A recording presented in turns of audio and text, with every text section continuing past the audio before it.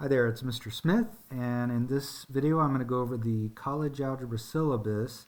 This is actually for the co-requisite course, which is linked with DMAT 0315, which is basically a review of beginning and intermediate algebra. So let's go ahead and get started. First of all, if you need to contact me, you can use email, and all instructors should get back to you within 24 hours. I'm normally pretty good about getting back much sooner than that. But if for some reason I miss your email and you don't get a response within 24 hours, please email me again. I'll be very apologetic and I will take care of your question.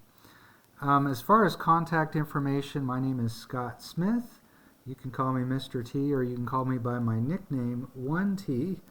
Notice my name only has one T, my first name, so that's where that comes from. You've got my email address here, scottsmith@dCCC.edu. My phone number is 972-677-8940. You can either text me or call me there. That's a Google Voice number. My office is located in the J building in room J127. We'll have a discussion about when is the best time for me to hold office hours. Can't hardly get my words out right now. Anyway, if you need to get a hold of the division office, there's their information right here. If for some reason you need to get a hold of one of the people over there. This is our course, Math 1314. And again, with 0315, the section number is 22403.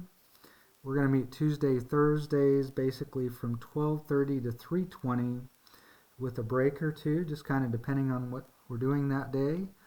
Our room is also in the J building, J106. Certification date is Monday, January 31st. That's basically the date that I have to certify that you're attending the course. And we'll talk a little bit more about that later. Last day to withdraw from the class is Thursday, April 14th. Let me go ahead and adjust this. The only thing I'd say about that is I hope that you'll talk to me before you withdraw. I'm always there to be a resource if you have any questions, and maybe help you to think some things through. And maybe give you some ideas. For example, there's another course that may be an alternative to taking college algebra. But all to say, you just want to do things the right way. So, for example, I've had students that just disappear, and a couple years later they come back and they find they're on probation. So you just want to make sure you drop the right way if for some reason you decide to drop. And I hope that won't be the case for you this semester. In the syllabus, you'll see a course description, student learning outcomes, things we're going to do in this course, Texas core objectives. These are things overall we like to see happening in our classes. You should read through those, just be aware of them. Required course materials. Basically, our course materials is going to be My Math Lab, or My Lab Math, which is an online program where you're going to be doing all your homework.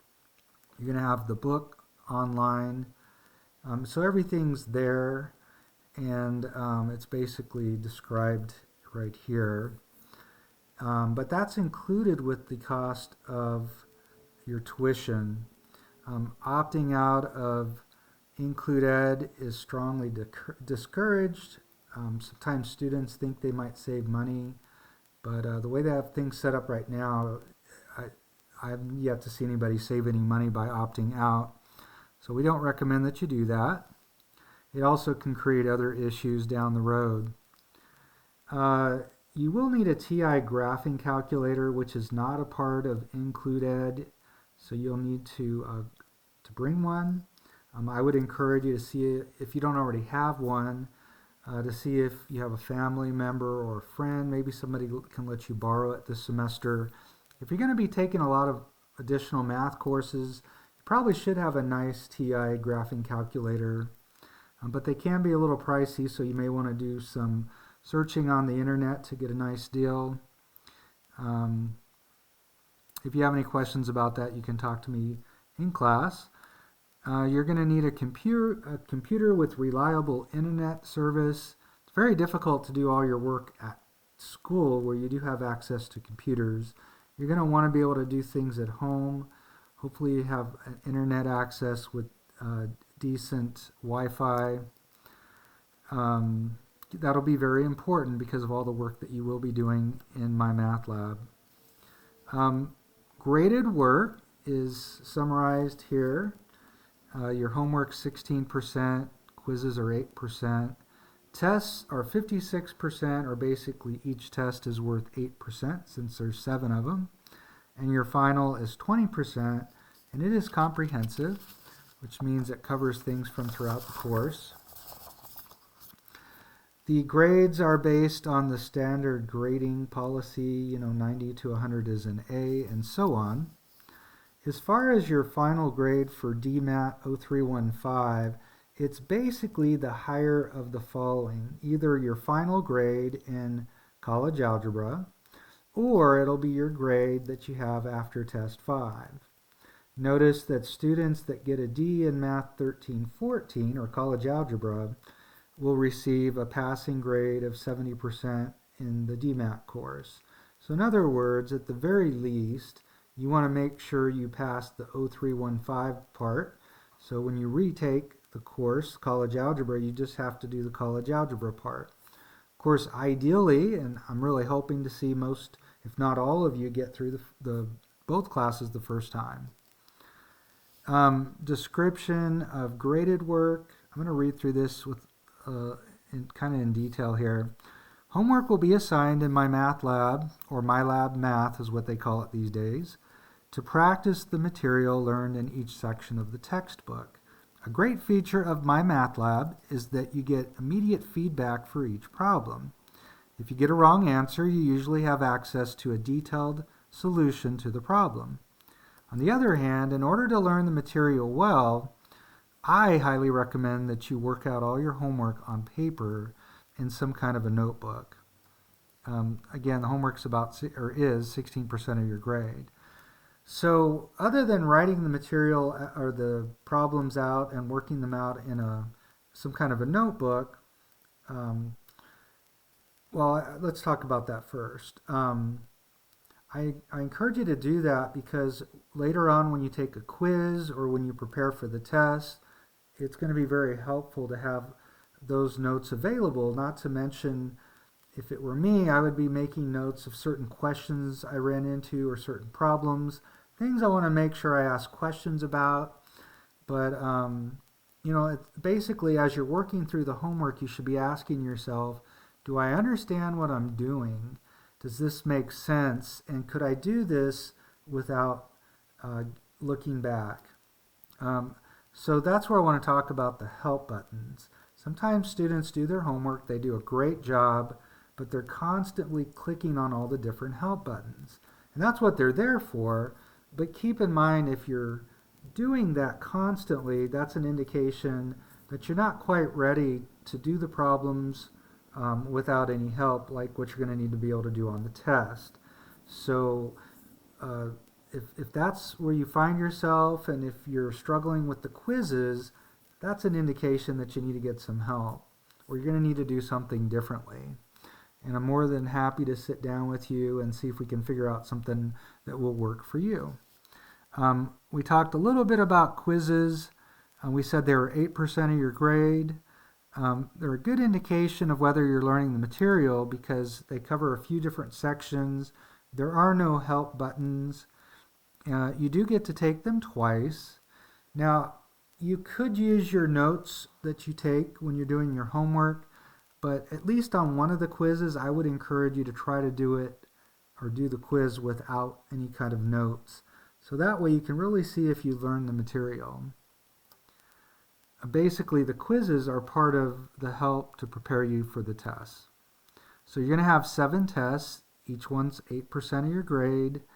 And notice you will be taking your test outside of the classroom in the Academic Testing Center. We'll go over that in detail when we take our first test.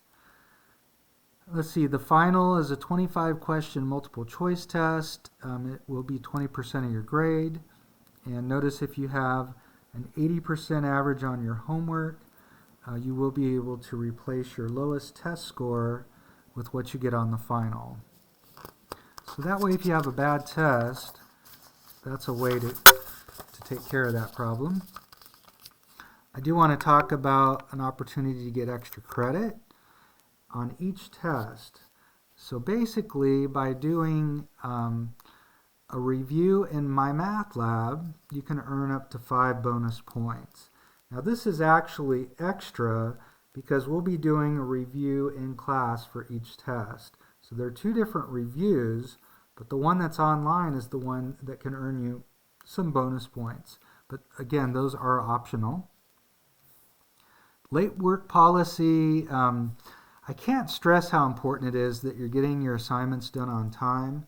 We're doing between 6 and 8 assignments a week, and so it's so important that you're staying on top of the deadlines, because if you fall behind, you're going to find that it's very difficult to get caught up. So just really important that you try to, if you can, even try to get a little bit ahead. Be sure that you take your test by the due date. If for some reason you miss a test deadline, then I would encourage you to contact me right away, because normally I don't give makeups and I don't give tests late. Instructor-student communication.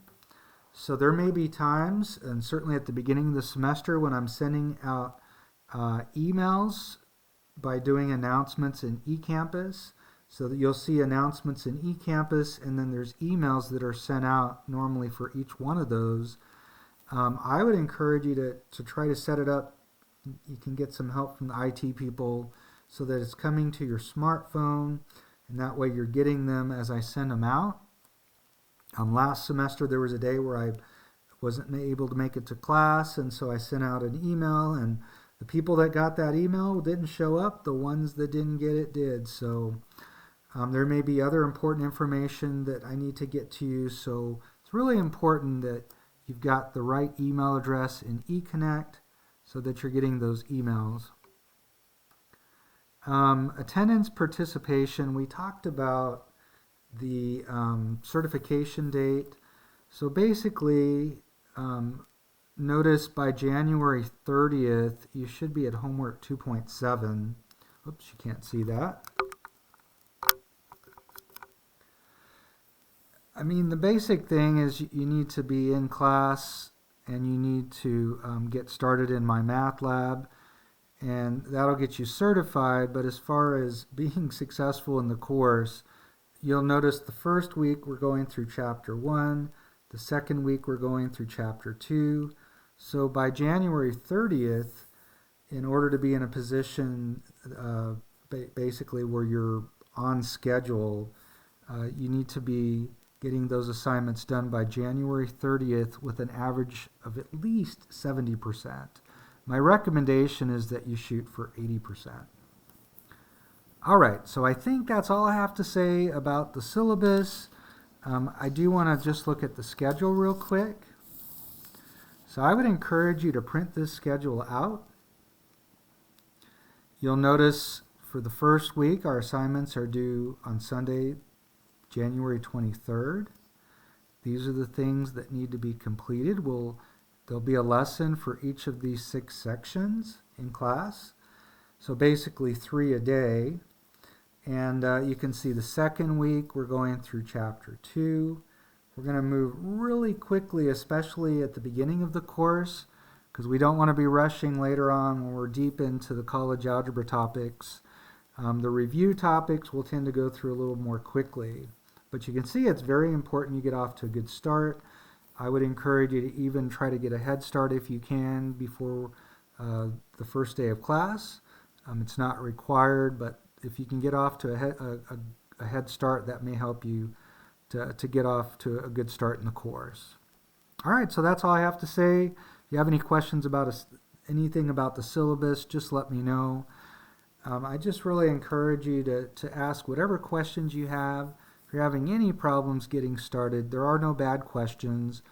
I just want to make sure that you get off to a great start, and I'm here to do whatever I can to help you do that.